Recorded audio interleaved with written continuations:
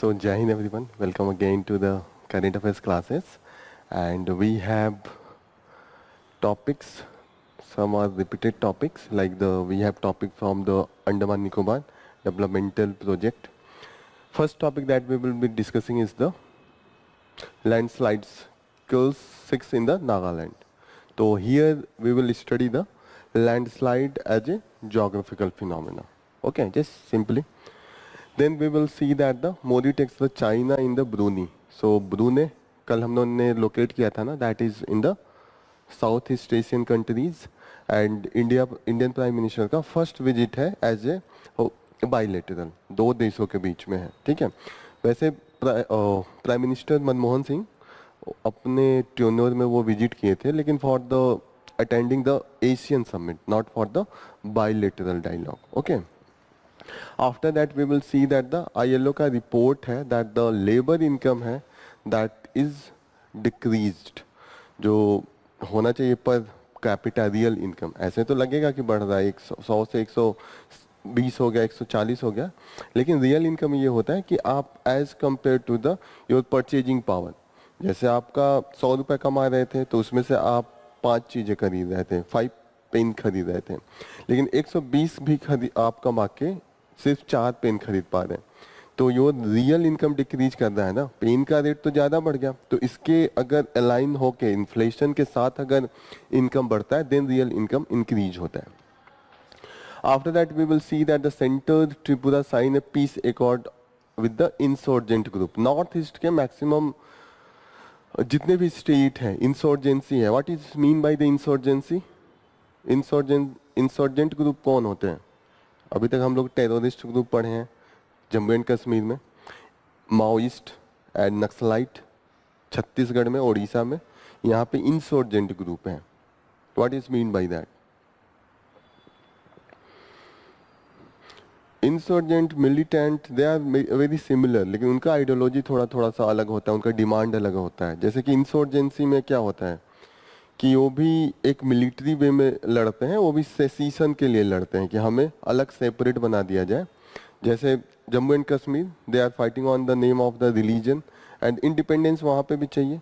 Maoism में ये चाहिए कि पावर ही कैप्चर करना चाहते हैं, वो अलग देश नहीं बनाना चाहते हैं, वो भारत का जो मेन पावर सेंटर है, गवर्नमेंट है, वहाँ पे कैप्चर करना चाहते हैं, वो इसी देश में अपना पावर चलाना चाहते हैं. इंसर्जेंट ग्रुप क्या अपना अलग या तो ऑटोनॉमी की बात करते हैं, जैसे कि वो कहेंगे नागालैंड अलग बना दीजिए, त्रिपुरा में जितने भी ट्राइबल हैं उनके लिए अलग रीजन बना दीजिए, और मोर ऑटोनॉमी ज़्यादा चाहिए, मतलब सेंटर और स्टेट गवर्नमेंट का कोई इंटरफेरेंस नहीं चाहिए, ट्राइबल जो ग्रुप है उनके हैंड में ज़्यादा पावर चाहिए. तो यहाँ पे 2 ग्रुप हैं, इन्होंने स्टेट गवर्नमेंट और सेंट्रल गवर्नमेंट के साथ एग्रीमेंट साइन किया है कि अब हम अटैक नहीं करेंगे, गवर्नमेंट जितने भी उनकी बिल्डिंग्स है या उनकी जो भी गाड़ियाँ लेके जाते हैं, जो भी उनका इंस्टीट्यूशन है उस पर अटैक ये नहीं करेंगे. साउथ अफ्रीका और इंडिया के साथ पैक्ट हुआ है on the submarine risk commission. तो सबमरीन क्या होता है?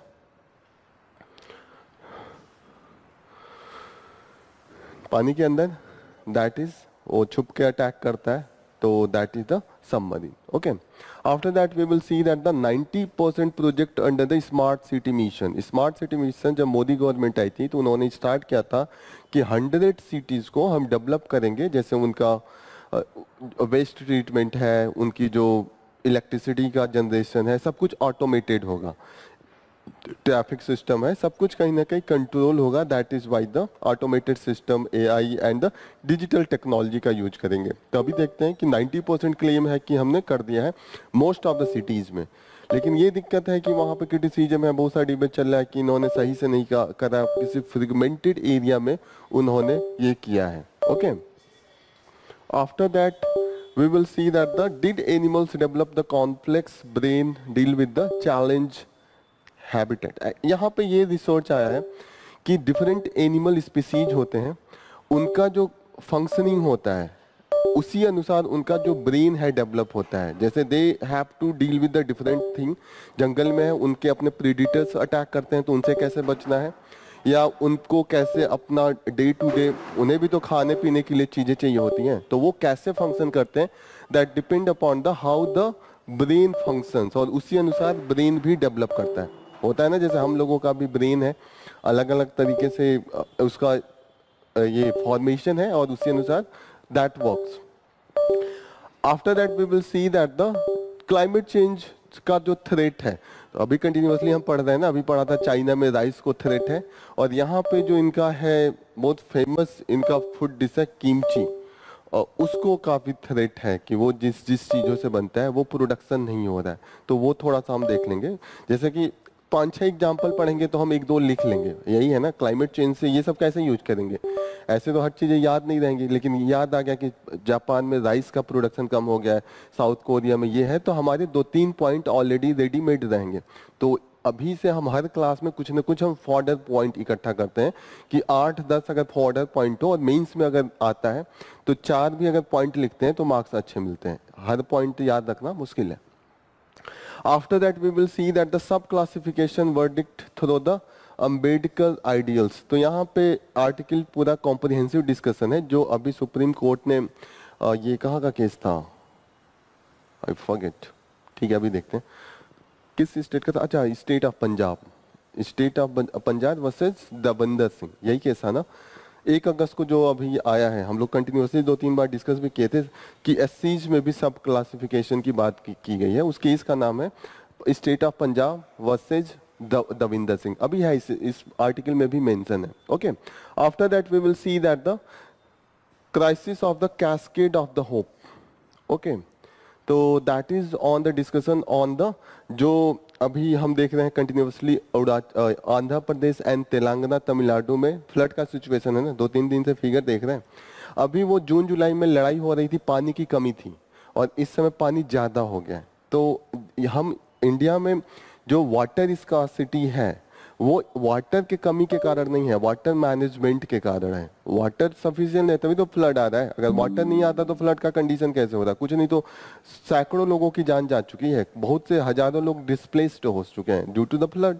तो कहीं ना कहीं हम रिजर्वायर, डैम, ये सब चीज़ों को सही से बना नहीं पा रहे हैं, उसकी यूटिलिटी नहीं कर पा रहे हैं। That is the main reason for the drought and the flood condition. After that in the last we will see that the Andaman Nicobar में जो डेवलपमेंट के लिए अभी हमने प्रोजेक्ट दिया है, फंडिंग की है 72,000 का, वो उसको लेके कुछ लोग बहुत इमोशनल हैं कि नहीं होना चाहिए, क्योंकि जितने भी वहाँ के स्पीसीज और प्रजातियाँ हैं ट्राइबल, वो थ्रेटेन हैं, कई तो गायब होने वाली हैं। सेंटलीज हैं, 72-80 बच्चे हैं, ऐसे ही जोरवाज हैं, तो उनकी संख्या कम है।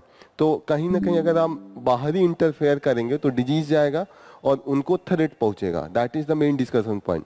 दूसरे लोग ये कह रहे हैं कि अगर हमारा लैंड है बीचों बीच समंदर में, सीनिक ब्यूटी है, तो हमें भी फायदा उठाना चाहिए, डेवलपमेंट करना चाहिए, टूरिज्म करना चाहिए, ताकि पैसे आए तो उससे हम अपने डेवलपमेंटल अदर एरिया में जहाँ पे गरीबी है वहाँ पे हम उसको फंड कर सकें, या तो अंडमान निकोबार में ही जो ट्राइबल एरिया है उसको और अच्छे से उस पैसे से प्रोटेक्ट कर सकें।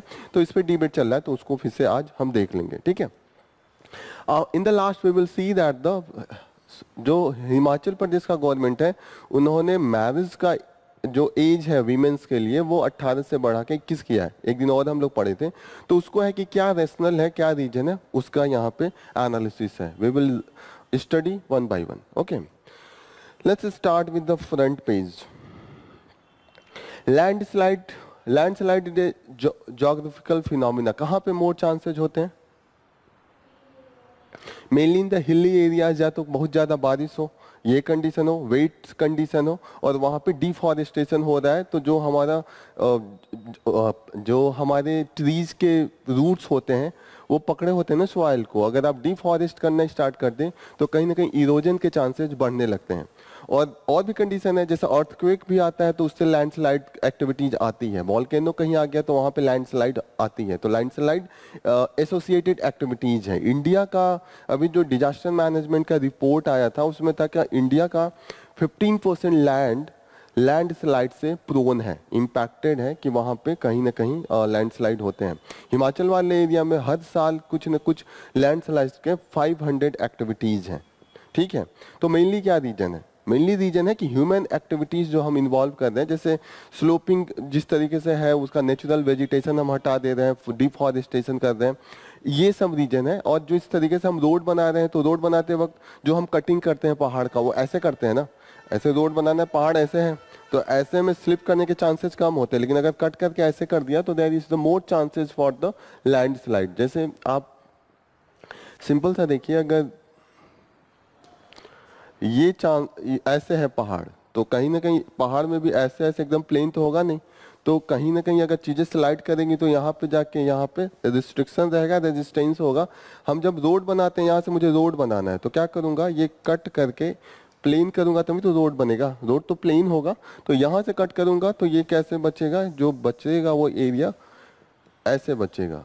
जो चीजें ऐसे जा रही थी अब ऐसे आ गए, तो यहाँ से टूट के यहाँ पे गिरने के चांसेस ज्यादा है। फिर पूरा फ्लड जब आएगा तो ये रोड को भी तो लेके जाता है। तो आप देखते होंगे हिमाचल में और उत्तराखंड में यहाँ पे हमेशा रोड ब्लॉक रहता है।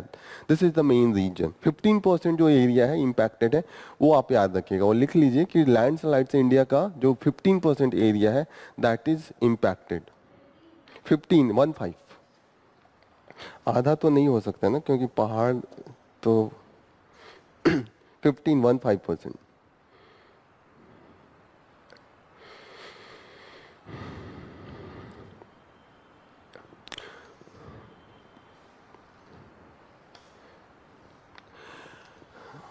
Next important news that we are going to take is the Prime Minister visit to the Brunei. ब्रूने का है, एक बार फिर से मैप में लोकेट कीजिए। मैप में लोकेट करने से चीजें अपने आप याद हो जाएंगी। You have to always locate the thing in the map. North south east Asian countries, और वहां इंडोनेशिया से इसका बॉर्डर शेयर करता है।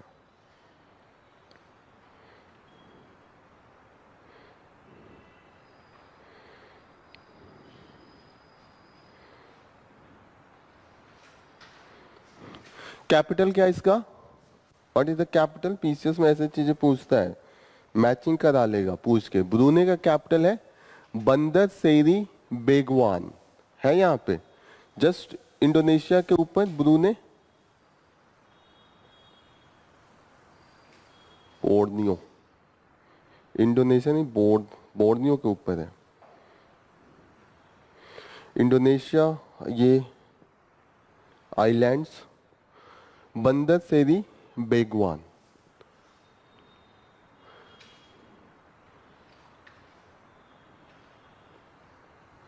साउथ चाइना सी में काफी लड़ाई चल रही है, तो साउथ चाइना सी के साथ इसका बॉर्डर शेयर है, मैरीटाइम बॉर्डर है।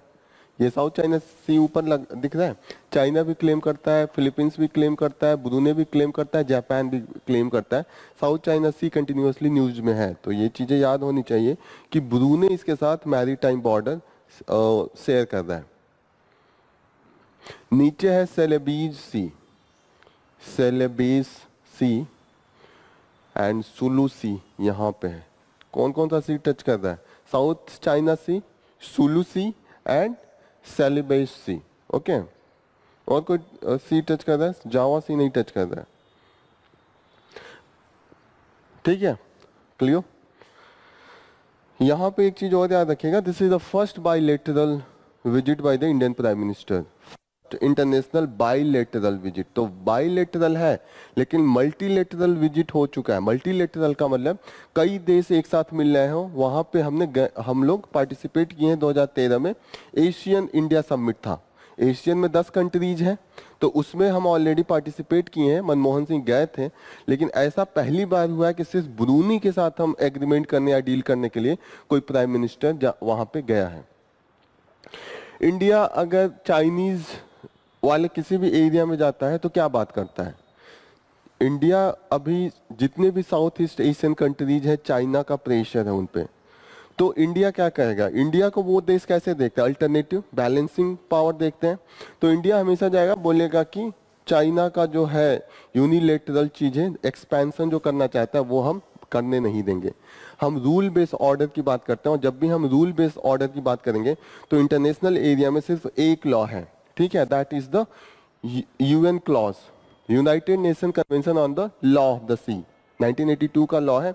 यही लॉ जितने भी सी से रिलेटेड कोई भी एक्टिविटीज है, किस कंट्रीज का कितना राइट्स है, वो इसी लॉ के साथ डिसाइड होता है। इंडिया कहता है कि China should follow this law. जैसे इंटरनेशनल ओशियन है, ओशियन तो इंटरनेशनल बॉडी है ना, जितने भी सीज हैं, तो वहां पे किसी देश का तो लॉ चलेगा नहीं, यूएन का लॉ है, और यूएन का सिर्फ एक लॉ है, that is the UN convention on the law of the sea. ठीक है, चाइना के खिलाफ कई अगेंस्ट में आए हैं इनके वर्डिक्ट, होता है जैसे सुप्रीम कोर्ट हाई कोर्ट अपने वर्डिक्ट देते हैं, वैसे जब देश आपस में लड़ते हैं तो यूएन क्लॉज में जाते हैं, यूएन क्लॉज अपना वर्डिक्ट देता है, तो कितनी बार चाइना उसको रिजेक्ट कर देता है। जैसे फिलीपींस के साथ अभी उनका लड़ाई था, फिलीपींस के पक्ष में गया था, चाइना ने नहीं एक्सेप्ट किया, तो इंडिया वही कहता है कि हम चाहते हैं कि जो भी लॉ ऑफ द सी है उसको इंटरनेशनली फॉलो किया जाए, और पीस हम चाहते हैं, फ्रीडम ऑफ नेविगेशन चाहते हैं कि जो हमारे शिप आए कोई रोक के ये ना कहे कि ये वाला एरिया मेरा है। साउथ चाइना सी पे चाइना क्लेम करता है कि ये मेरा एरिया है, आप इससे पास हो रहे हैं तो हमें सब कुछ बता के जाइए। होता है ना, जब आपका इंटरनेशनल सी में किसी को कोई बताना नहीं होता है, लेकिन जब सी क्लेम होने लगता है तो वहां पे आपको एंट्री के पहले you have to inform the country about everything. तो इस चीज को लेके लड़ाई चल रही है, क्लियर हो रही है ये चीजें। एक चीज और याद रखिएगा, कितना भी लड़ाई है इन लोगों का साउथ चाइना से, ये जो साउथ एशियन कंट्रीज है, फिलीपींस है, वियतनाम है, लाओस है, सब लड़ रहे हैं, लेकिन सबका इकोनॉमिक जो इंगेजमेंट है चाइना से मच मोर देन इंडिया है। चाइना एंड ब्रूने के बीच में जो ट्रेड है 2.6 बिलियन है। बिलियन का मतलब समझ रहे हैं ना, एक जीरो हटाएंगे तो कितना है, अगर 1 मिलियन में एक जीरो हटाते हैं करोड़ आता है, और एक जीरो बढ़ाते हैं तो लैक्स आता है। ओके, और 1 बिलियन में 1000 मिलियन होता है। क्लियर हो रही है, मतलब 100 करोड़, तो 100 करोड़ से अगर इसमें मैं मल्टीप्लाई करूं तो कितना हो जाएगा, 260 करोड़ का ट्रेड है। इंडिया के साथ मिलियन में है 28 करोड़ का, एक जीरो हटा दूंगा तो करोड़ में आ जाएगा, मिलियन को बिलियन 1000 टाइम्स, तो इंडिया के साथ 28 करोड़ का है और उनके साथ 260 करोड़ का है। क्लियर हो रहा है, तो अभी कितना भी लड़ाई हो रहा है लेकिन डिपेंडेंसी उनकी चाइना पे ही है, तो ऐसे कंडीशन में वार के चांसेस नहीं होते हैं। जैसे जब आपका इंगेजमेंट इकोनॉमिक ज्यादा होता है तो आपको लगता है कि लड़ने से क्या फायदा, ऐसे ही चीजें सॉल्व करेंगे। तो कितना भी है, मोस्ट ऑफ द कंट्रीज, आप फिलीपींस का देखेंगे, वियतनाम का देखेंगे, सबका जो ट्रेड डिपेंडेंसी है चाइना पे है। इंडिया के पास कुछ ऑफर करने को है नहीं उतना, चाइना के पास उनका पॉकेट बड़ा है तो दे ऑफर मच मोर। क्लियर हो रही है ये चीजें। ILO क्या है, इंटरनेशनल लेबर ऑर्गेनाइजेशन। जितने भी इंटरनेशनल लेवल पे लॉ बनता है related to the labour and their social security, how the labour is functioning across the world, वो ILO करता है। ILO अपना रिपोर्ट भी करता है, उस रिपोर्ट का नाम है world employment and social outlook. एक बार लिख लीजिए, world employment and social outlook कौन निकालता है, पब्लिश करता है, that is publish by the ILO, international labour organisation. International labour organisation, world employment and social outlook. UPSC कई बार पूछा है कि ये वाला रिपोर्ट कौन निकालता है। वर्ल्ड बैंक, IMF, WTO, इनके जितने भी रिपोर्ट होते हैं ये इंपॉर्टेंट होते हैं क्योंकि इनका इम्पैक्ट होता है। अब इस रिपोर्ट के अनुसार ये बोलना है कि AI से प्रोडक्टिविटी तो बढ़ी है। What is the AI? Artificial intelligence, जैसे चैट GPT हो गया, जेमिनी हो गया, चैटबॉट आने लगे हैं, उनसे प्रोडक्टिविटी बढ़ी है। प्रोडक्टिविटी का मतलब जो चीजें हम, जैसे प्रोडक्टिविटी का मतलब क्या हुआ कि एक दिन में अगर मैं 10 चेयर प्रोड्यूस कर रहा हूँ, प्रोडक्टिविटी बढ़ेगा तो 10 से ज्यादा प्रोड्यूस करूंगा, 15 करूंगा, 20 करूंगा, तो चीजें प्रोड्यूस ज्यादा हो रही हैं। लेकिन लेबर एक्टिविटी घट गया है। पहले आप 10 ही प्रोड्यूस करने के लिए 10 लोगों को इंगेज कर रहे थे, अब आप 20 को प्रोड्यूस करने के लिए 5 लोगों से बना ले रहे हैं क्योंकि मशीन आपके जगह पे, लोगों के जगह पे बना रहे हैं। तो ओवरऑल एम्प्लॉयमेंट है वो घटा है, और लेबर का जो कॉस्ट है, पैसे भी अब कम दे रहे हैं। अब पहले था कि मेहनत ज्यादा था, डिपेंडेंसी लेबर पे ज्यादा थी, तो वो बार्गेन कर सकते थे। यही है ना, बार्गेन क्या करेगा, जब लगेगा कि मेरे बिना काम नहीं चलेगा, अब उसको लग रहा है कि मशीन लगा लूंगा इनके बिना तो काम चलेगा, तो बार्गेनिंग पावर भी घट गया। जहाँ पे वो 500 मांगते थे 300 में भी करने को तैयार है, तो बार्गेनिंग पावर भी इनका कम हुआ है, तो ओवरऑल लेबर को निगेटिव इम्पैक्ट कर रहा है। तो हमें AI का रेगुलेशन ज्यादा इंपॉर्टेंट हो गया ऐसे कंडीशन में। क्लियर हो रही है, तो हमें क्या क्या चाहिए, ऐसा चाहिए कि फ्रीडम ऑफ एसोसिएशन हो सके। जो वर्कर्स क्लास है अगर एसोसिएट होगा तभी तो मिल के डिमांड करेगा, अलग अलग वर्कर हो तो नहीं डिमांड करेंगे। जैसे एक साथ सारे बोल दें कि हम काम करने नहीं जाएंगे, एसोसिएट हो जाए कि इतना हमारा वेज होगा, इससे कम कोई नहीं लेगा, तो एसोसिएशन होगा तो कहीं ना कहीं बार्गेनिंग पावर बढ़ती है। ओके, लेबर एडमिनिस्ट्रेशन जो होता है वो अच्छा हो, क्योंकि लेबर एडमिनिस्ट्रेशन का मतलब कंपनियां कितना लेबर के साथ ट्रीट करेंगे, वो लेबर इंस्पेक्टर जितने भी हमारे गवर्नमेंट ऑफिसर हैं वो जाके इंश्योर करेंगे ना। लेबर तो कमजोर आदमी है, उससे थोड़ी डरेगा, लेकिन जो गवर्नमेंट ऑफिसर है, लेबर इंस्पेक्टर हुआ और भी जितने उनके ऑफिसर हैं, वो जाके इंस्पेक्ट करें, तब देखेंगे ना कि उनकी चार्ट में कितना है, कितना वो पे रोल पे कितना पे कर रहे हैं। तो ये सब चीज़ें कहीं ना कहीं इम्प्लीमेंट करने की जरूरत है, ये सब उतनी इफेक्टिव तरीके से इम्प्लीमेंट नहीं हो पा रही। क्लियर?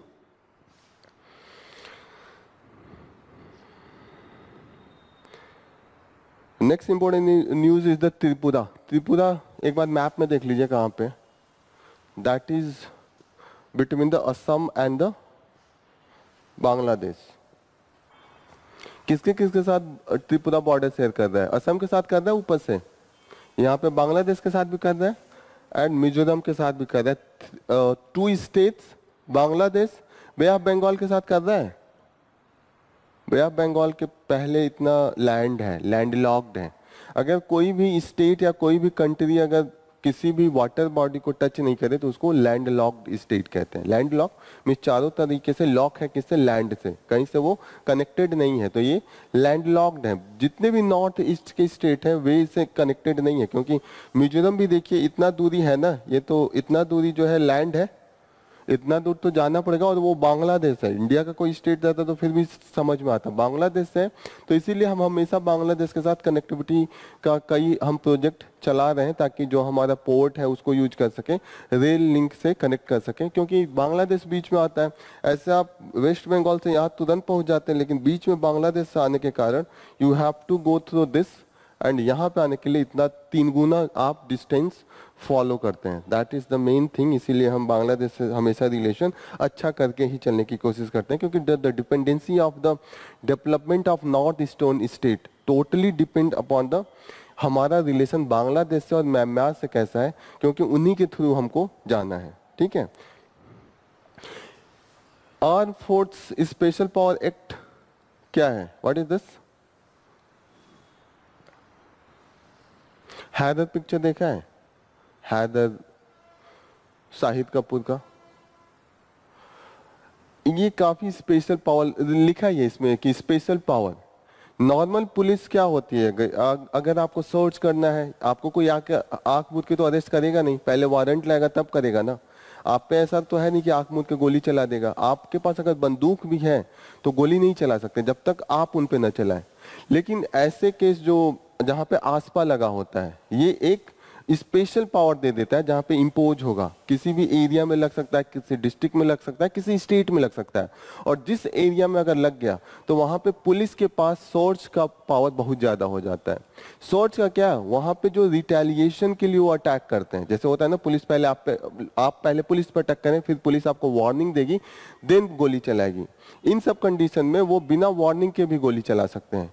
बिना वार्निंग के ही आपके घर में घुस के पूरा सर्च एंड अदर ऑपरेशन कर सकते हैं। तो ऐसे होता है ना कि आपके घर में कोई रात को 11 बजे आ जाए, तो एक सिविलियन लिबर्टी होता है ना कहीं ये सब वायलेट होगी। तो इसको लेके काफ़ी बहस भी रहता है कि ये कहीं ना कहीं स्टेट का एट्रोसिटीज है। जहाँ जहाँ आसपास लगा है वहाँ पे वीमेंस के खिलाफ जो एट्रोसिटीज है, या जहाँ पे एलिमिनेशन है, लोग गायब हो जाते हैं, लोग उठा के लेके जाते हैं, लोग डिसअपियर हो गए हैं। जैसे कश्मीर, आप जम्मू कश्मीर में ले लीजिए, आप नागालैंड में ले लीजिए, मणिपुर में बहुत दिनों तक था। इन सब जितने भी स्टेट हैं, नागालैंड में था, तो यहाँ पे डिसअपियरेंस एंड वीमेंस के खिलाफ टॉर्चर की केसेस और जितना भी एक्सप्लॉयटेशन की केसेस काफ़ी ज़्यादा थे। ये लगना अच्छा नहीं माना जाता है। 2015 में हमने इसको त्रिपुरा से हटा लिया था। जब कंडीशन सही हो जाती है, ये नॉर्मल ऐसे नहीं लगा सकते हैं। जहाँ पे डिस्टर्ब एरिया हो, जहाँ पे टेररिस्ट या इंसर्जेंसी की एक्टिविटीज़ ज़्यादा हो, वहाँ पे ये सब चीज़ें लगाई जाती हैं, ये एक्ट लगाई जाती हैं। ठीक है। त्रिपुरा में 2015 में लगा लिया था, फिर भी कुछ इंसर्जेंट ग्रुप अभी भी एक्टिव थे, जैसे national liberation front of the Tripura. Liberation front का मतलब ये त्रिपुरा को लिबरेट कराना चाहते हैं। किससे लिबरेट कराएंगे? इंडियन स्टेट से अपना अलग बनाना चाहते हैं। ऑल त्रिपुरा टाइगर फोर्स, ये भी कहीं ना कहीं सेपरेट अपना जो ट्राइबल एरिया है उसके लिए डिमांड करते हैं। तो इन दोनों के साथ इनका एग्रीमेंट हुआ है। एग्रीमेंट हमेशा किसके किसके बीच होता है? लॉ एंड ऑर्डर किसके हाथ में? होम मिनिस्ट्री के हाथ में, और स्टेट दोनों पब्लिक ऑर्डर एंड लॉ की बात करते हैं तो होम मिनिस्ट्री, स्टेट गवर्नमेंट और ये जो ऑर्गेनाइजेशन है इनके बीच में है। ओके। तो आसपास लिख लीजिए, फिर लिख लीजिए ये दो group, they are both are into the Tripura arm force special power act.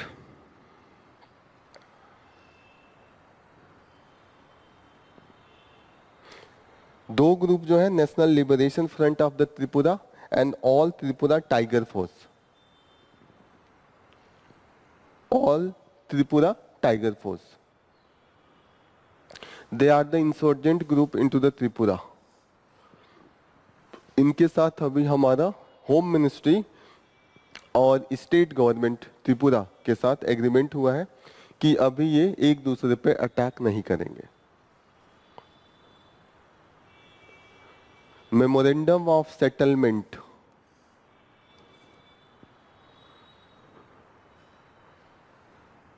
क्या इन्होंने वादा किया? They will give up the violence and join the main stream society. जो नॉर्मल है, पहले लॉ की इंडियन गवर्नमेंट को रिकॉग्नाइज ही नहीं करते हैं, उनको लगता है कि ये फॉरेनर्स है। जैसे हम लोग जब ब्रिटिशर्स थे तो कैसे डील करते थे कि they are the external power. जो ये ग्रुप है वो भी इंडियन गवर्नमेंट को, उनको ये लगता है कि हमने जाके उनको कॉलोनी बना लिया है, हम अपना फोर्स लाके उनको अपना गुलाम बना लिए, तो वो हमारे साथ कभी भी कोऑपरेट करने को तैयार नहीं होते। इस मेमोरेंडम से दे विल हैव, उन्होंने प्रॉमिस किया है कि they will not go for the violence and जो भी मेन स्ट्रीम सोसाइटी है उसको वो ज्वाइन करेंगे। क्लियर हो रही है ये चीजें? नेक्स्ट इंपॉर्टेंट न्यूज, हमने साउथ अफ्रीका के साथ we have made a pact for the submarine risk commission. Risk commission का मतलब क्या होता है? रिस्क कमीशन मतलब कोई घटना घट जाए बचाने के लिए जो जाते हैं वही होता है रिस्क कमीशन। तो हम मिल के अब कभी भी अगर वाटर बॉडीज में कोई भी घटना घटती है तो हमारा सबमरीन एक दूसरे पे ऑपरेट करेंगे। We will be doing in a collaboration. This is the main thing South Africa के साथ है। ओके, पीसेस के लिए ये सब नाम में तो कंटिन्यूसली आ रही हैं, याद होगा आपको। अभी जो ज्वाइंट कमांड कॉन्फ्रेंस चल रहा है वो लखनऊ में चल रहा है। Joint commanders conference, what is this? अभी हम लोगों ने कल परसों डिस्कस किया था joint commander conference. 3 command area, theatre command area की बात किए थे हम लोग, एक पाकिस्तान वाले बॉर्डर पे, एक चाइना वाले बॉर्डर पे, एक वाटर बॉडी में। तो ये लोग मिलके एक कमांड एरिया कर रहे हैं, उसका इसका कॉन्फ्रेंस चल रहा है कि they will be discussing all this thing कि कैसे हम ऑपरेट करेंगे। जो हमारे चीफ ऑफ डिफेंस स्टाफ है उनका क्या नाम है? अनिल चौहान। ये आपको दिख रहा है अनिल चौहान, ठीक है। फिर जो आर्मी, इंडियन आर्मी के जो चीफ है अभी उनका भी अपॉइंटमेंट हुआ है, उपेंद्र द्विवेदी है। एंड नेवी के जो चीफ है दिनेश के त्रिपाठी। ये धीरे धीरे न्यूज में आते रहेगा तो याद होते जाएगा। और ये पीसेस में इस तरीके के क्वेश्चन आएंगे, डायरेक्ट नहीं वाले।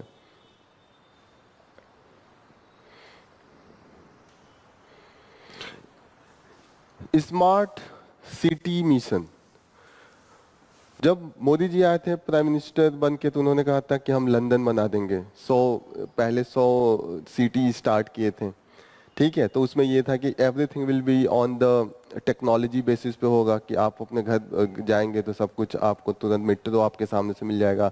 आप मेट्रो से उतरेंगे तो तुरंत आपको ये इलेक्ट्रिक व्हीकल मिल जाएगी, रोड एकदम चौड़ी चौड़ी होंगी, कहीं पे आपको कंजेशन नहीं मिलेगा। आप घर से निकलना है, इतनी अच्छी इलेक्ट्रिसिटी की फैसिलिटी होगी, या आप अपने मोबाइल से ऑपरेट करके घर का स्विच ऑफ कर देंगे। मानिए आप यहाँ पे आ गए, आपको याद आ गया कि गीजर तो छोड़ दिया या एसी तो चल रहा है, तो you can operate from the hear, ठीक है। जो वेस्ट ट्रीटमेंट था वो आपके सामने ही बॉक्स बना के रखा रहेगा, वहां से डायरेक्ट मशीन में चला जाएगा जहां पे वो रिसाइकिल हो जाएगा और ट्रीटमेंट हो जाएगा, और वहां से फ्रेश आपका रिसाइकलिंग होके जो प्रोडक्ट बनना रहेगा वो बन जाएगा। और जो चीजें बचेंगी वो उसको प्रॉपर तरीके से हम डील करेंगे, कहीं कचरा नहीं दिखेगा आपके शहर में। ऐसी ऐसी चीजें थी। दिक्कत ये थी कि जब हमने इम्प्लीमेंट स्टार्ट किया तो एक पहले से ही डिबेट ये हो गया कि पूरे सिटी को इन्होंने नहीं लिया, किसी किसी एरिया को लिया। ऑलरेडी जो पॉस एरिया थे उनको लिया था। पहले तो बात हो रही थी पूरी सिटी को आप डेवलप करेंगे, जैसे आगरा को डेवलप करने की बात हुई थी, ठीक है। लेकिन धीरे धीरे ये हुआ कि पूरे सिटी को छोड़िए, उस जो एरिया को भी लिया था पूरे तरीके से फुलफिल नहीं हो पाया। लेकिन अभी भी गवर्नमेंट ये क्लेम कर रही है कि 90% ऑफ द प्रोजेक्ट कंप्लीट हो गया है। कुछ ही ऐसे सिटीज हैं जहाँ पे इनका प्रोजेक्ट नहीं कंप्लीट हुआ है, तो ये इनका मेन क्लेम है। अभी बढ़ा भी दिया इसका जो कंप्लीट होने का ड्यूरेशन था। तो दैट इज ऑल अबाउट।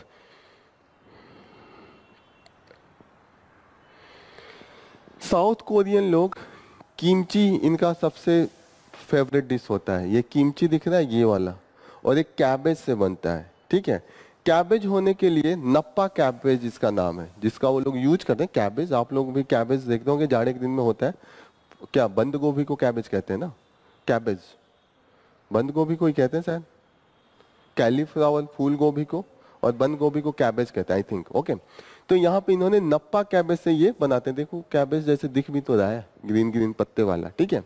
तो ये इनका सबसे फेवरेट है। लेकिन आपको पता होगा कि अपने वहाँ पे भी ये कोल्ड जो विंटर सीजन है उसी में होता है, और एक टेम्परेचर के ज़्यादा जाइएगा तो ये नहीं पॉसिबल है। और इसमें और भी जो चीज़ें लगती हैं वो सब चीज़ें, जैसे इसमें जो भी लगेगा दैट इज, जैसे कुकुम्बर लगेगा, ग्रीन ओनियन लगेगा, रेडिश लगेगा, ये जितनी भी चीज़ें हैं कहीं ना कहीं उनको टेम्परेचर जो है लो चाहिए होता है। विंटर सीजन टेम्परेचर विंटर में लो रहेगा, लेकिन global warming and climate change के कारण टेम्परेचर क्या हो रहा है, ऊपर जा रहा है। तो उनको अगर फेवरेबल कंडीशन नहीं मिलेगा तो द प्रोडक्टिविटी, जिस तरीके का कैबेज पहले इनको मिलता था उसकी क्वालिटी कम हो रही है। राइस का हमने पढ़ा था कि राइस जापान में, वही हाल यहाँ पे है।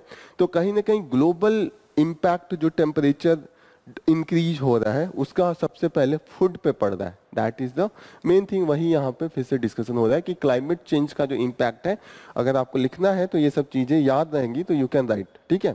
तो यहाँ पे आप लिख सकते हैं जापान वाला राइस, यहाँ पे किमची, किमची खासकर नप्पा कैबेज से बनता है। ओके, यहाँ पे नेक्स्ट न्यूज जो दिया इन्होंने लिया है कि did animal develop complex brain to deal with challenging habitat. जैसे नॉर्मली जो हमारा दिमाग होता है, कहा जाता है ना कि अभी उतना सिंपल तरीके से बना होता है, लेकिन जब जब हम कॉम्प्लिकेटेड चीज़ों को फेस करते हैं इवॉल्व होता है। ये हम एनिमल में भी देख रहे हैं। एनिमल जैसे जैसे उसका थ्रेट बढ़ता है उसी तरीके से वो अपना जो माइंड होता है उसको डेवलप करता है।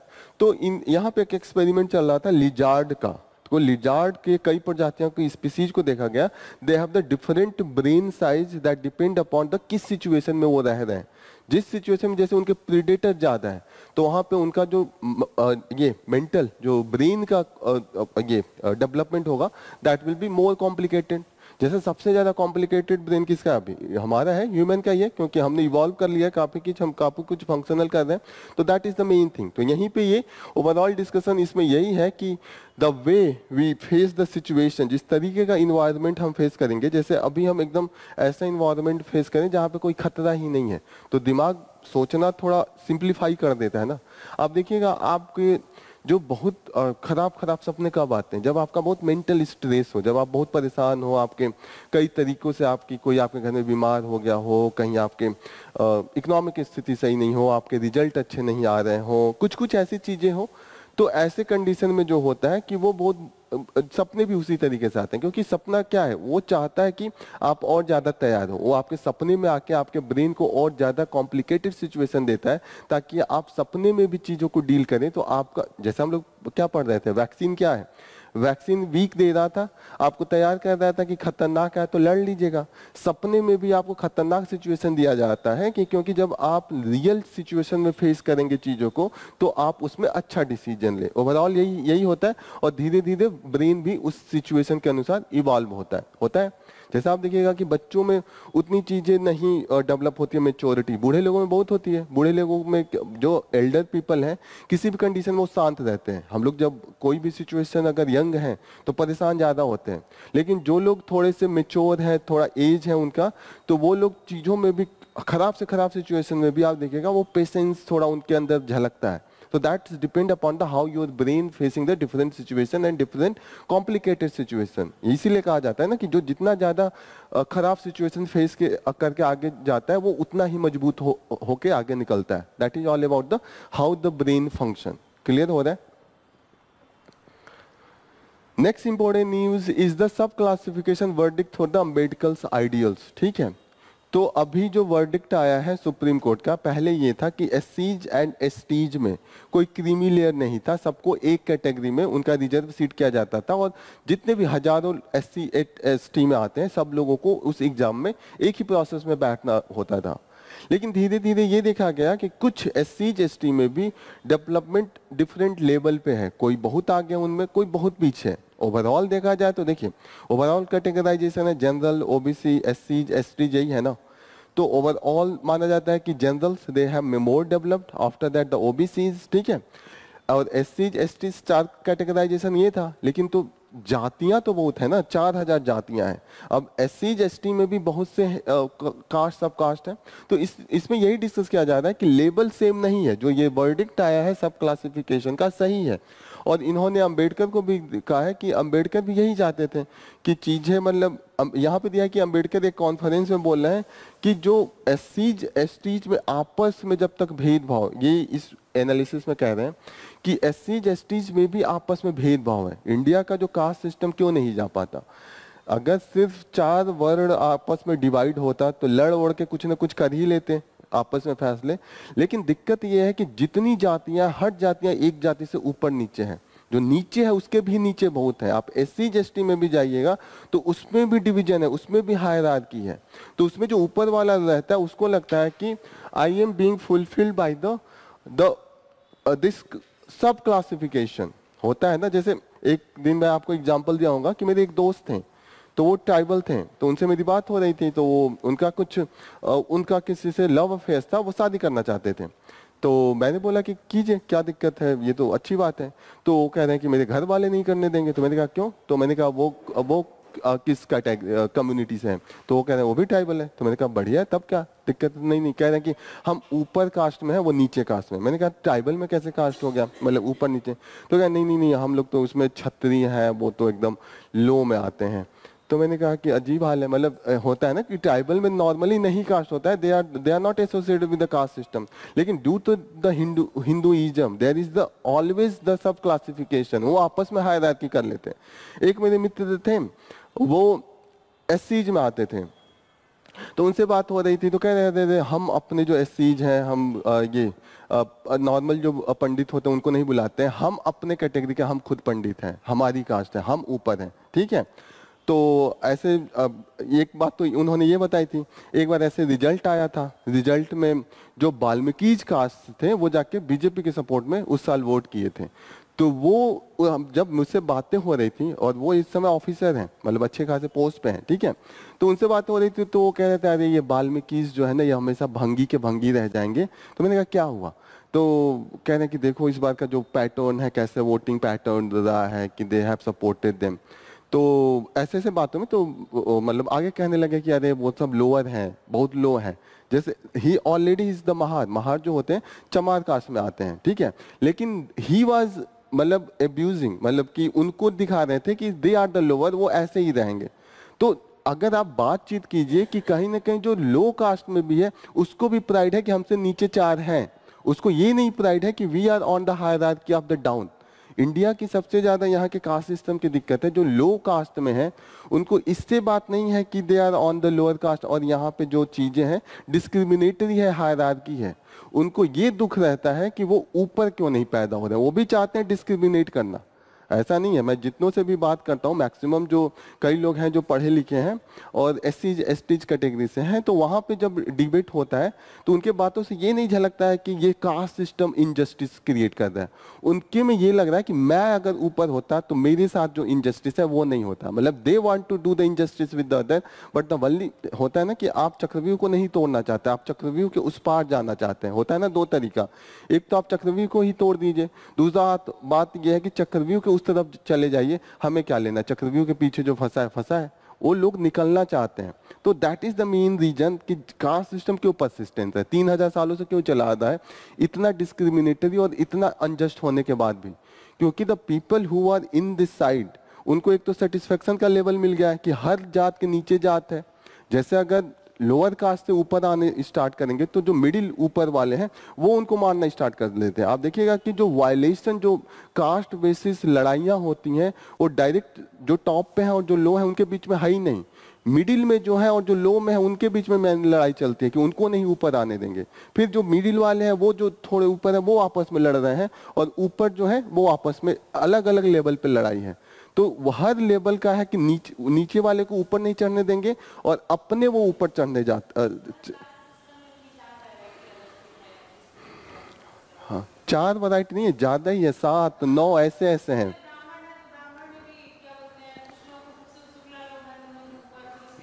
द्विवेदी, चतुर्वेदी, त्रिवेदी।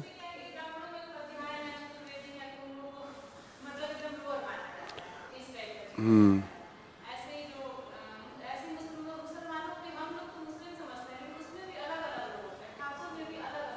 वही दिक्कत है ना कि जब हम इंडिया में वो लोग आए तो हमें वो इक्वालिटी सिखाने स्टार्ट किए, लेकिन हमने उनको जात सिस्टम सिखा दिया, हम ज़्यादा डोमिनेट हो गए। इंडिया का ही क्रिश्चियन और मुस्लिम है जहाँ पे अनटचेबिलिटी होती है। 2 तरीके के चर्च सिर्फ इंडिया में ही पाए जाते हैं, या 2 तरीके के मस्जिद सिर्फ इंडिया में पाए जाते हैं, कि पूरे वर्ल्ड में कहीं नहीं पाया जाता है कि 2 तरीके का वर्ड हो, वो भी अनटचेबल्स के कारण। मतलब वहाँ पे 2 तरीके का भी अगर चर्च होगा तो इक्वालिटी बेसिस पे होगा। Shia and Sunni, there is no untouchability, वो दोनों ऐसा इक्वल पे लड़ाई करते हैं, उन पे हायरार्की नहीं है, उनमें सिर्फ आइडियोलॉजिकली लड़ाई है कि एक वो पैगंबर साहब के जो नीचे वाले हैं उनको मानते हैं, और दूसरे वाले जो हैं वो पैगंबर साहब के बाद के जो लीडर थे, सेलेक्ट हुए थे, उनको मानते हैं। सिर्फ इतनी लड़ाई है, उनमें हायरार्की नहीं है। लेकिन इंडिया वाले केस में हायरार्की की लड़ाई हो जाती है कि हम ऊपर हैं, स्टेटस है, प्योरिटी है, अनप्योरिटी है।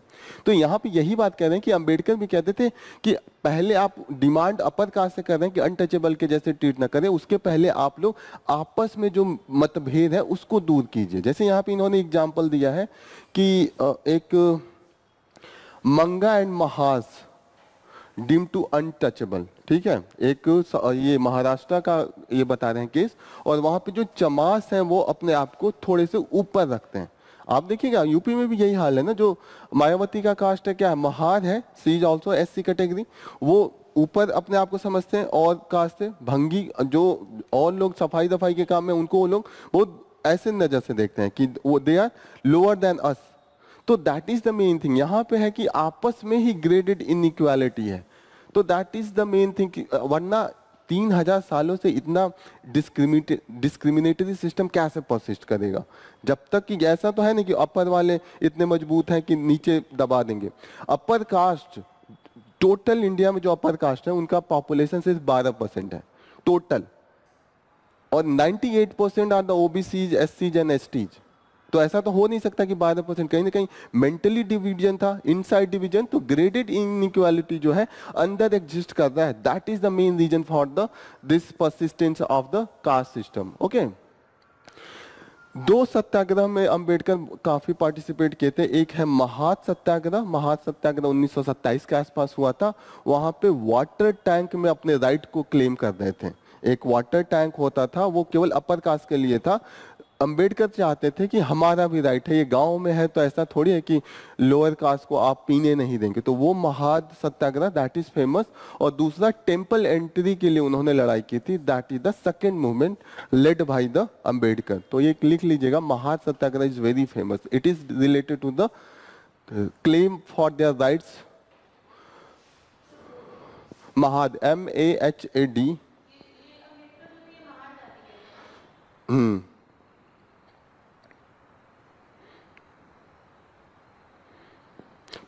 लेकिन ये महाद जगह का नाम था, महाद, वो महार थे रो, ये Mahad satyagraha, this was the name of the tank, जिस एरिया में टैंक था।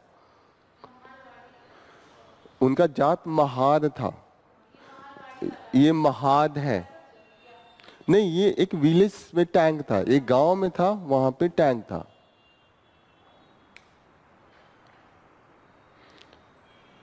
कालाराम टेम्पल एंट्री,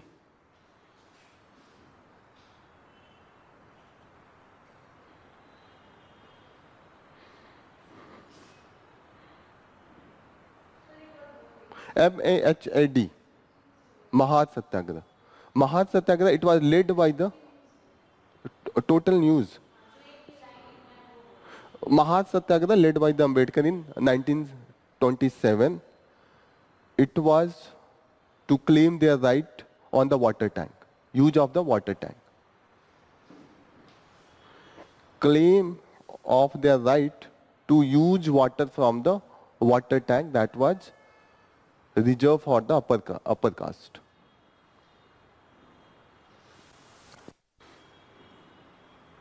दूसरा है कालाराम टेम्पल एंट्री। ये सब आपको मॉडर्न इस इंडिया की हिस्ट्री पढ़ाई जाएगी, ये सब चीजें डील की जाएंगी। All this thing will be covered. यहाँ पे आया है तो एक बार लिख लीजिए, बार बार आएगा तो चीजें याद होंगी। Kalaram temple entry movement that is associated with the Ambedkar. ठीक है, यहाँ पे इन्होंने एक और चीज का एग्जाम्पल दिया है, मदिगा डांडोरा मूवमेंट। यहाँ पे एक और मूवमेंट था, ये आपस में जो ऊपर नीचे की था सब क्लासिफिकेशन ऑफ द कास्ट, उसको लेके था। ओके, तो अगेन जो लोअर दलित में जो लो में थे वो क्लेम कर रहे थे कि हमें जो दलितों में है वो ऊपर का वो स्टेटस दिया जाए। That was the main fight. यहाँ पे देखिएगा ये कह रहे हैं कि Ambedkar was not the main leader. Main leader में लोसाहीर अन्नाभू साथे ये थे। चीजें क्लियर हो रही है क्या? ये ओवरऑल डिस्कशन हो रहा है। ये डिस्कशन हो रहा है कि सब classification for the Ambedkar ideals. अब यहाँ पे ये कह रहे हैं कि अंबेडकर का जो मेन था कि चीजें ऐसे आप सही नहीं कर सकते, आप अपर कास्ट से डायरेक्टली नहीं मांग सकते कि हमें इक्वल स्टेटस दीजिए जब तक कि आप आपस में ही ग्रेडेड डिवाइडेड हैं। क्योंकि जब आपस में ग्रेड डिवाइडेड है तो आपस में पहले आप लड़ेंगे ना, आप पहले तो बाहर से क्लेम करने ही नहीं देंगे। जैसे कि इंडिया में क्या था, अंग्रेज कितने आए थे? मुश्किल से 1 लाख अंग्रेज जो कि टोटल पॉपुलेशन थी। और पूरी इंडिया को क्यों कैप्चर किया? आपस में लड़ रहे थे ना, मराठा मैसूर से लड़ रहे थे, मैसूर मद्रास वाले से लड़ रहे थे, मद्रास वाले बंगाल से लड़ रहे थे, आपस में सब लड़ रहे थे। अवध इधर लड़ रहे थे, इधर सिख लड़ रहे थे। तो कहीं ना कहीं जब आप आपस में लड़ते हैं तो बाहर से आप कैसे क्लेम कर सकते हैं? और वो 1 लाख आ गए, और 1 लाख से कम ही आए थे स्टार्टिंग में। तो लाइक एक कंपनी वो बन के आए थे, ऐसा भी नहीं था कि वो पूरा ब्रिटेन आया था। एक आप सोचिए कि छोटा मोटा कोई कंपनी चाहे, यहाँ का विप्रो जाए और जाके अफ्रीका को, साउथ अफ्रीका को अपना गुलाम बना ले, ये केस था। तो दैट वाज द केस कि वो गए थे ट्रेड करने, लेकिन देखा कि आपस में इतने लड़ रहे हैं कि इन्हीं से पैसा देके पैसा देते थे, वो लड़ लेते थे।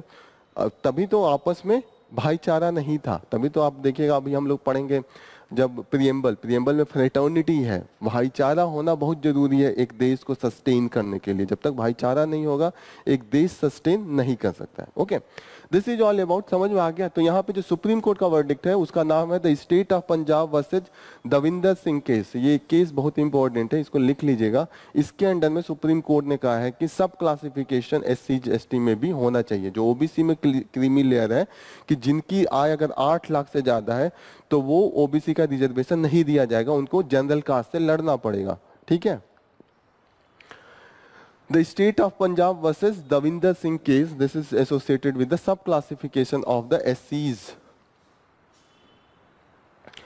यहाँ पे अभी ये इस वाले केस में सिर्फ SC की बात की गई, अभी STs का सुप्रीम कोर्ट ने नहीं दिया है। मैंने गलती से ST भी बोल दिया था, सिर्फ SC के लिए अभी जो वर्डिक्ट आया था SC क्लासिफिकेशन को लेके था। वैसे आगे वाले टाइम में अब STs का भी आएगा ही। क्लियर, आगे बढ़े, समझ में आ रहा है? इस पे लड़ाई क्यों चली है? दो पक्ष में दलित समाज अब बट गया है। एक कह रहा है कि सही है, एक कह रहा है विरोध कर रहा है। What is the reason? इस पे भी हम लोग डिस्कस कर चुके हैं, बता दीजिए, कुछ याद है?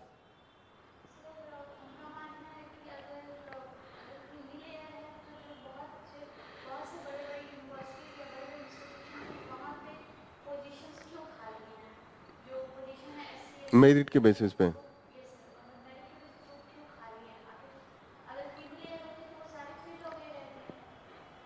यस, दो लड़ाइयाँ। एक पक्ष ये कह रहा है कि ठीक है सब क्लासिफिकेशन हो जाएगा तो जो पूरे के पूरे सीट को लेके कैप्चर करके जा रहे हैं तो सब पे डिवीजन हो जाएगा। जो सबसे ज्यादा नीचे हैं क्रीमी लेयर्स में हट जाएंगे, वो जाके जनरल कैटेगरी से लड़ेंगे, और जो सच में वीकर सेक्शन है वो बचेंगे, उनको रिजर्वेशन की सीट दी जाएगी।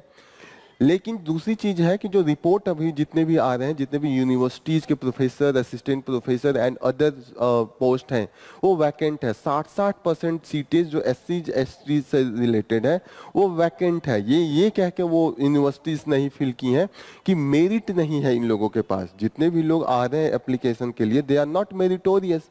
तो ये कह रहे हैं कि आप एक बार कह रहे हैं कि मेरिटोरियस इतने है ही नहीं कि इनका पोस्ट भरा जाए, और साफ साफ आप कह रहे हैं कि क्रीमी लेयर भी है। या तो मेरिटोरियस नहीं है या तो क्रीमी लेयर है, दोनों चीज कॉन्ट्रेडिक्ट कर रही है। इसको लेके बहुत सी जो दलित ऑर्गेनाइजेशन है, दलित पार्टीज हैं, जैसे बीएसपी विरोध कर रही है। वहाँ पे बिहार में ये रामविलास पासवान के लड़के चिराग पासवान की जो पार्टी है वो विरोध कर रहे हैं। तो कहीं ना कहीं नॉर्थ इंडिया में काफी विरोध चल रहा है। साउथ में कहीं कहीं पे सपोर्ट है, क्योंकि साउथ में ये सब कंडीशन उतनी नहीं है। लेकिन नॉर्थ इंडिया में जैसे बीएचयू है, सीटें खाली हैं, जेएनयू तक की सीटें खाली थी बहुत ज्यादा, एससी एसटी के जो professor, assistant professor and other offices का जो वैकेंसीज था। तो that is the main reason for the protest. Next important news जो है, बड़ा ही अजीब सिचुएशन है साउथ में। साउथ में अभी देख रहे थे जुलाई के पहले, आधा जुलाई के पहले लड़ाई चल रही थी कि पानी दे दो। तमिलनाडु जाके सुप्रीम कोर्ट में कह रहा था कि पानी नहीं दे रहे कर्नाटका वाले, कर्नाटका वाले कह रहे थे हमारे खुद के लिए पानी नहीं है। अभी सिचुएशन ये आ गया कि हाफ जुलाई के बाद मानसून जब पीक पे गया है तो दोनों जगहों पे फ्लड कंडीशन है, पानी से डूब रहे हैं। तो यहाँ पे ये डिबेट आता है कि पानी है या नहीं है। पानी है तभी तो बाढ़ आया है, फ्लड आया है। आप मैनेज नहीं कर पा रहे। अगर मैनेजमेंट सही से हो तो जो पानी इन्हें दिया गया है वो इजीली फुलफिल हो। जैसे इनकी लड़ाई चल रही थी बहुत पहले से, कावेरी पे लड़ाई बहुत पहले से चल रही है, और कावेरी पे सुप्रीम कोर्ट ने पहला जो वर्डिक्ट दिया था 2007 में दिया था। 2007 में जैसे कावेरी वाटर डिस्प्यूट ट्रिब्यूनल बनाया गया था। जब दो स्टेट नदी को लेकर लड़ते हैं तो एक ट्रिब्यूनल बनाया जाता है, ट्रिब्यूनल कोर्ट के जैसे होता है। वो डिसाइड करता है कि इस नदी में कितना पानी है, कितना पानी किसको देना है। जैसे होता है ना, नदियां होती हैं कई स्टेट से बह रही हैं, ऊपर वाले स्टेट हमेशा ज्यादा पानी का डिमांड करते हैं क्योंकि वो ऊपर है, उनसे बह के नीचे जा रहा है। तो उसी अनुसार ये डिवीजन होता है। एक अलग हम इंडिपेंडेंट बॉडी बना देते हैं। ट्रिब्यूनल का मतलब होता है कि स्पेशल कोर्ट। स्पेशल कोर्ट जैसे आप नॉर्मल कोर्ट में केवल जज होते हैं, लेकिन ट्रिब्यूनल में जज भी होंगे और जो एक्सपर्ट लोग होते हैं, जैसे वो जज नहीं है लेकिन वो वाटर सिविल इंजीनियर है। अब जब वाटर का डिसाइड करना है तो सिविल इंजीनियर का काफी रोल हो जाएगा कि नदी में किस तरीके से पानी का रख रखाव करना है, तो सिविल इंजीनियर ही डिसाइड करेगा। इन्वायरमेंटल, एक इन्वायरमेंटलिस्ट होगा जो इन्वायरमेंटल के मैटर पे काफी एक्सपर्ट हो। तो ट्रिब्यूनल में एक्सपर्ट भी रहते हैं। This is the quasi judicial body. एकदम एग्जैक्ट जुडिशरी की तरह नहीं रहेगी, जुडिशरी के जैसे सजा तो सुनाएगी, लेकिन केवल जज इसमें नहीं बैठते हैं, इसमें एक्सपर्टाइज भी होती है जज के साथ साथ। ओके, ये ट्रिब्यूनल ने ऑलरेडी 2007 में अपना वो दिया था। उसके बाद काफी लड़ाई होने लगी थी। कर्नाटका वो बोलने लगा कि हमें कम मिला है, तमिलनाडु आपस में लड़ने लगे। फिर सुप्रीम कोर्ट ने 2018 में जाके इसको उठाया और अपना वर्डिक्ट दिया। और उन्होंने सुप्रीम कोर्ट का जो वर्डिक्ट है, अलग अलग सीजन में पानी की बात की गई है कि कितना कर्नाटका लेगा और कितना तमिलनाडु को लेगा। इन्हीं के बीच में लड़ाई थी। अब ये जो लड़ाई की, जितना ये बात करें कि जिस अमाउंट ऑफ वाटर की, उससे 10 गुना वाटर इस समय फ्लड कंडीशन में है। तो वही कह रहे हैं कि जो रिजर्वायर कम ड्रिंकिंग वाटर प्रोजेक्ट है इनका, अगर इसको सही से बना दें, एक दिन हम लोगों ने पढ़ा था अभी मेकादातु इनका रिजर्वायर प्रोजेक्ट चल रहा है, बना रहे हैं। तो अगर इसको बना लिया जाए तो we can balance the need of the water, that is the main thing. तो वाटर का जो इंडिया में है, that is not due to the water scarcity, that is due to the lack of water management. यही है ना, India में 125 centimetre जो होता है ना हाइट का एवरेज एनुअल वाटर रेनफॉल होता है, और हमसे 1/5 होता है इजराइल में, सिर्फ 25 सेंटीमीटर हाइट का होता है। जैसे वाटर रेनफॉल का टोटल एनुअल कितना होता है वो हाइट के हिसाब से देखते हैं कि अगर कहीं बहे नहीं पानी और छोड़ दिया जाए तो इतना हाइट अर्थ सरफेस पे इंक्रीज हो जाएगा। ठीक है, ऐसे मेजर किया जाता है। इंडिया में 125 सेंटीमीटर के आसपास है और इजराइल में 25 सेंटीमीटर के पास है। इजराइल में कभी भी वाटर स्कार्सिटी का कंडीशन नहीं आता है क्योंकि उनकी टेक्नोलॉजी इतना स्ट्रांग है कि वो उतने से ही पूरा मैनेज कर देते हैं, उनके पास सरप्लस वाटर होता है। और इंडिया में हर साल स्टेट लड़ाई करते हैं, फार्मर्स में कहीं ड्रॉट आ जाता है, कहीं पे फेमाइन आ जाता है और वाटर स्कार्सिटी के कारण। तो that is main reason, it is due to the mismanagement of the water. Clear हो रहा है? वाटर मैनेजमेंट पे आए तो आप लिख लेंगे ना ये वाला एंगल भी कि क्या है इंडिया का main situation. Next important news that we are going to do is the project that we are going to make into the Andaman Nicobar. ठीक है, अंडमान निकोबार में अभी नीति आयोग के अंडर में 72,000 करोड़ का एक प्रोजेक्ट इन्होंने डिक्लेयर किया है और that is into the great Nicobar. Great Nicobar एकदम साउदर्न मोस्ट आइलैंड है ना, नॉर्थ से आप जाएंगे साउदर्न मोस्ट है। तो ये प्रोजेक्ट जो है ग्रेटर निकोबार में है, प्लीज इसको लिख लीजिए, ग्रेटर निकोबार में। This project is in the greater Nicobar और ग्रेटर निकोबार साउदर्न मोस्ट है। आप एक बार मैप में भी लोकेट कर लीजिए। Please open the map.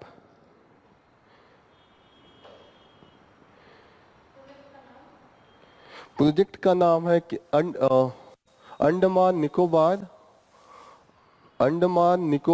Island integrated development corporation project. Corporation Andaman Nicobar island integrated development corporation, ये मेन इस प्रोजेक्ट को बना रहे हैं। इसका नाम है Andaman Nicobar integrated development project. ठीक है, और इसको जो बना रहे हैं वो उनके नाम से एक कॉरपोरेशन बना दिया गया, एक सेपरेट डेवलपमेंट बॉडी। या ग्रेटर निकोबार में, this is the southern most. एक बार आप मैप खोलिए, लोकेट कीजिए थोड़ा सा। मैप एक आपको लेना जरूरी है क्योंकि मैप एटलस है ना, वो आप डेली बेसिस पे if you will be referring ना तभी थोड़ी सी क्लियरिटी आएगी। दिखा एकदम लास्ट में दिख रहा है ग्रेटर निकोबार, यहाँ पे ये टोटल अंडमान निकोबार ओवरऑल ऊपर से आ रहे हैं। जो लास्ट पॉइंट है दैट इज द निकोबार। जो सबसे नीचे आपका पीक दिख रहा है that is the Indira point. जो इंडिया का नॉर्दर्न मोस्ट पॉइंट है that is the Indira point. ये दिख रहा है यहाँ पे एकदम रेड, जो पीक है निकोबार का that is the Indira point. Prelims में पीसीएस में ये इस टाइप के क्वेश्चन आएंगे। Indira point that is the last point. ये पूरा अंडमान निकोबार यहाँ से दिख रहा है, ये पूरा अंडमान निकोबार, और ये वाला एरिया है वो ग्रेटर निकोबार है। यहाँ पे ये प्रोजेक्ट बना रहे हैं। ओवरऑल इंडिया का जो, हाँ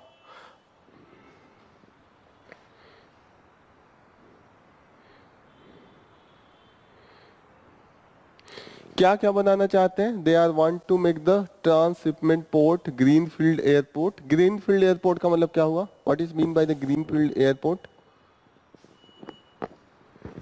ग्रीनफील्ड का मतलब होता है कि वहां पे कुछ नहीं है, एकदम नया बना रहे हैं। ग्रीनफील्ड का मतलब होता है जब कोई प्रोजेक्ट एकदम एकदम स्क्रैच से, जैसे हो गया कि किसी विलेज में कुछ भी नहीं है, रेलवे स्टेशन कुछ भी नहीं है, वहां पे पहली बार रेलवे स्टेशन बनाई जाए। दूसरा होता है कि दैट इज द ऑलरेडी जो होता है ब्राउन फील्ड प्रोजेक्ट होता है, I forget the name, brown field ही होता है। ब्राउन फील्ड में ये होता है कि ऑलरेडी वहाँ पे छोटा मोटा स्टेशन होगा, उसको अपग्रेड करेंगे तो उसको ब्राउन फील्ड कहते हैं। और जो ग्रीन फील्ड का मतलब देयर इज नथिंग, पहली बार एयरपोर्ट बन रहा है। ठीक है, तो this is the green field airport. Tourism and township बना रहे हैं कि वहाँ पे पूरा होटल बनाएंगे, एक बढ़िया कॉलोनी बनाएंगे जहाँ पे बाहर से लोग आएंगे, वहाँ पे दे विल बी इंजॉइंग, क्योंकि यहाँ पे है that is very beautiful scenic beauty.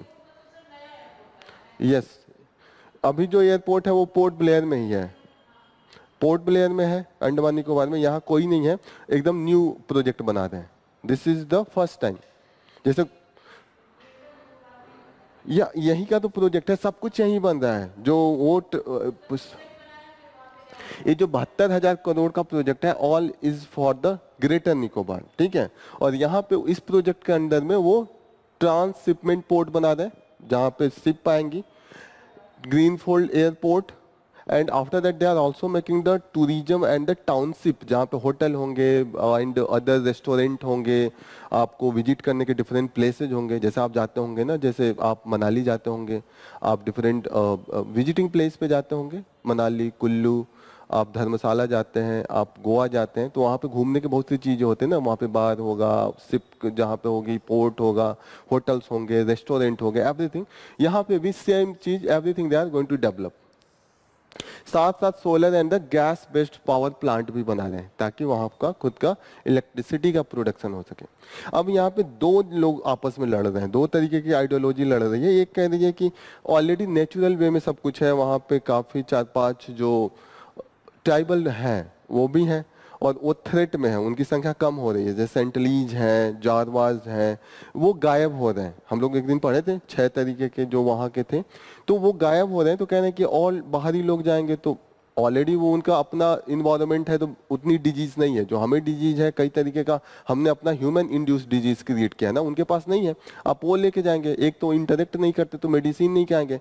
हम डिजीज लेके जाते हैं तो हमारा डिजीज होता है, हम तो दवा खा के सही हो जाते हैं, लेकिन वो नहीं खाते हैं। डेंगू हो गया हमारे लिए, तो डेंगू कोई बड़ी बात नहीं है, आज हुआ 10 दिन बाद ठीक हो जाएगा, ये सब नॉर्मलाइज हो गया है।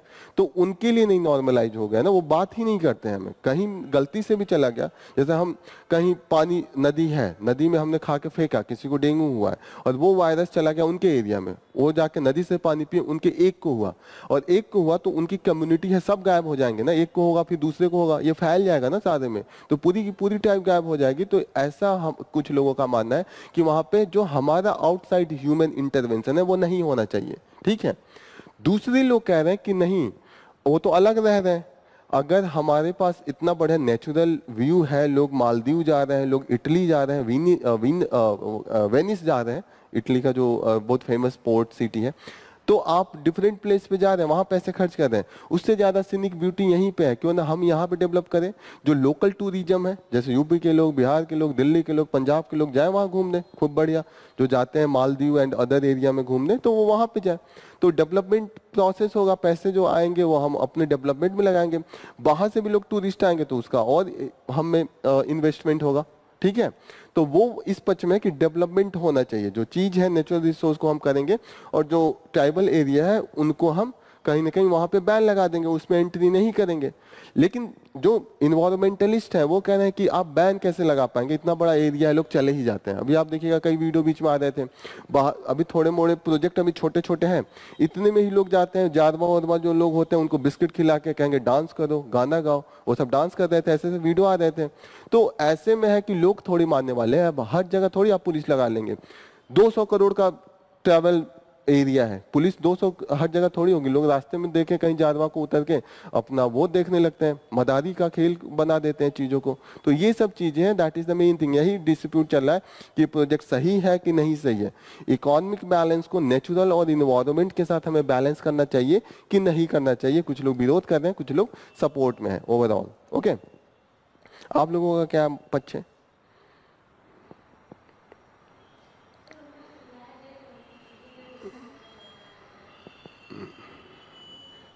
तो लेकिन वही है ना, जैसे मैंने कहा कि अगर एक डीजी चला गया तो वो हमसे नहीं है ना, पूरी ट्राइब।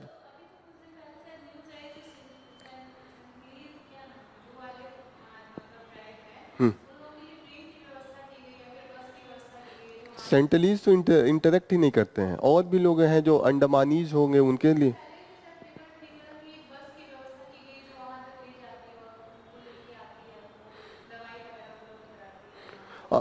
जो अभी तक मैं इंफॉर्मेशन जानता हूँ, Sentinelese have still not interacted with anyone.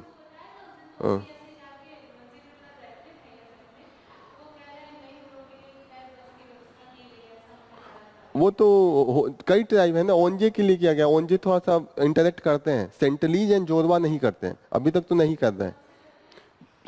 जैसे ग्रेटर अंडमानीज है, निकोबारीज है, ओंजे हैं, ये लोग करते हैं। लेकिन जो सेंट्रलीज है और जो जोरवा है उनका तो हम भाषा ही नहीं जानते, वो समझ ही नहीं पाते हैं कुछ भी। हो सकता है हम धीरे धीरे ट्रेन कर रहे हो। सेंट्रलीज का तो अभी तक कोई कनेक्टर नहीं है, वो तो लड़ाई करना स्टार्ट कर देते हैं। वो अपने एरिया में कोई जाता है तो तीर धनुष से तीर चलाना स्टार्ट कर देते हैं अभी से वो।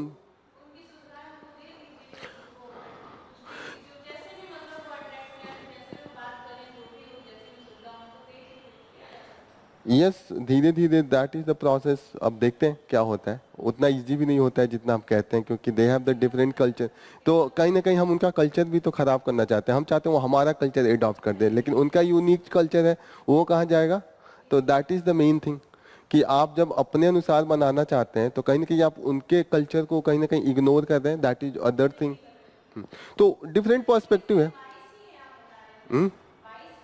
80 के आसपास है सेंट्रल एज, 86 हैं, बहुत कम बच्चे हैं। जब गायब हो जाए, ठीक है, अब हम लोग पिक्चरों में देखेंगे। यस, जब हम ये project start,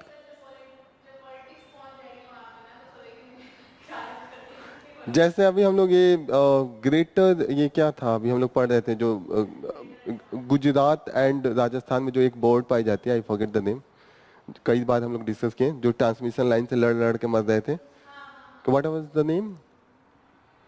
bustard, greater Indian bustard, यही पढ़े थे ना, ग्रेट इंडियन बस्टर्ड, ठीक है। बस्टर्ड ही उनका भी जनसंख्या काफी कम बचा है, they are about to get eliminated, disappear, okay. तो these are all the thing, यहाँ पे यही डिबेट चल रहा है। आपको पता होना चाहिए कि पॉजिटिव क्या है, निगेटिव क्या है, आपको तो जजमेंट नहीं देना है। यूपीएससी आपसे जजमेंट नहीं पूछता है, यूपीएससी के पास इतने लोग हैं आईएएस ऑफिसर कि आपसे वो चाहता है कि आपकी समझदारी कितना है। तो आपको प्रो में भी लिखना होता है, आपको उसके अगेंस्ट में भी लिखना होता है, दोनों पॉइंट एक बैलेंस में लिखना होता है, ताकि जो एग्जामिनर है उसको पता चले कि मतलब जो स्टूडेंट है, कैंडिडेट है, उसको होलिस्टिक अंडरस्टैंडिंग है। बस आपको ये दिखाना है। You don't have to pass the,